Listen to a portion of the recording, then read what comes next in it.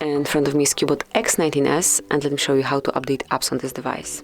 So first of all, you need to locate and open Play Store.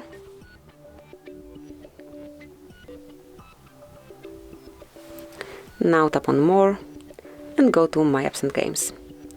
And here under Updates you will find all updates that can be applied. As you can see, currently we do not have any apps. We can just refresh it to check if it's truly empty. However, if you will find any app here that can be updated, all you need to do is to tap on Update icon, which will be located right here. Here you will notice the name of some particular application, and then Update icon would be here. Smoothly click on it, and that will be all.